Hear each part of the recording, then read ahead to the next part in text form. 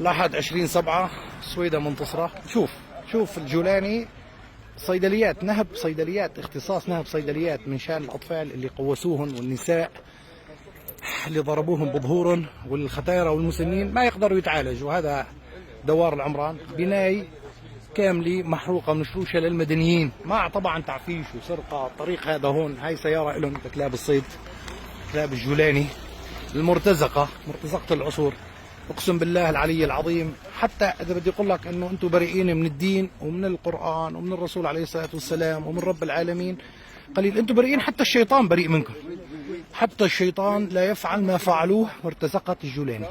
العشائر المجرمين الارهابيين ما عملوا اللي عملوه الامن العام. الامن العام هو اللي قتل، هو اللي نكل، هو اللي ذبح، هن اللي سرقوا البيوت، هن اللي سرقوا البيوت. الامن العام وزارة الدفاع بأمر من الجولاني وعناصره. نحن سوريا رح تلفظهم ان شاء الله، هذول المليون متطرف اللي اجوا مع الجولاني. موسى العمر ان شاء الله كل ولد بسويدة مات يحرق قلبك اولادك. موسى العمر يحرق قلبك اولادك انت ومحمد شزار وهادي العبد الله وجميل الحسن وكل مواقع درعا اللي بثت على هاي الفتنه. هذول اللي بيعطيهم الالات ما فيناش نقول بشريه، الات خاليه من المشاعر، خاليه من الاحاسيس. هذول لا بيعرفوا رب ولا دين ولا الله. اكاد اقسم بالله العلي العظيم لو ان محمدا عليه الصلاه والسلام كان حيا ومعه عمر وابو بكر وعلي وعثمان رضي الله عنهم لكفرهم الجولاني المجرم كي ياخذ الكرسي الحكم هو ومؤيدينه.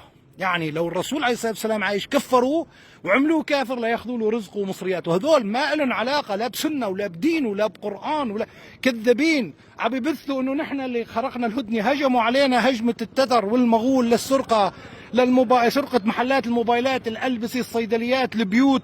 ما خلوا المكان اللي وصلوا عليه حرق. البيت اللي ما يقدروا يفتحوه بيحرقوه. طلع على المنظر.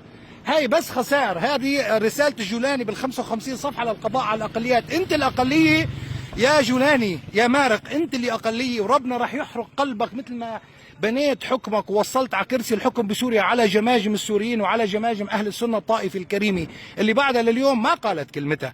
هذول اللي بتشوفوهم بيعلقوا على مواقع التواصل الاجتماعي واللي بيحرضوا واللي بيجيشوا واللي بيقولوا أحمدنا، هذول متطرفين عددهم ما أقل من الأقليات. راح تندعسوا تحت الصرامي أنتوا اللي بعتهم هذول. كيف قدرت تربيهم يا ابن الحرام؟ كيف قدرت تعلمهم على القسوة وعلى القتل وعلى الإجرام وبتكذبوا على المواقع؟ القناة العربية، قناة الجزيرة، كل مذيع منكم إن شاء الله بتشوفوا أولادك قدامك مقتلين مثل ما قتلتوا أطفال سويدة وأطفال اللاذقية وأطفال السنة. هاي بسببكم من 2010 وأنتم مجرمين إرهابيين. كل الكون بيعرف.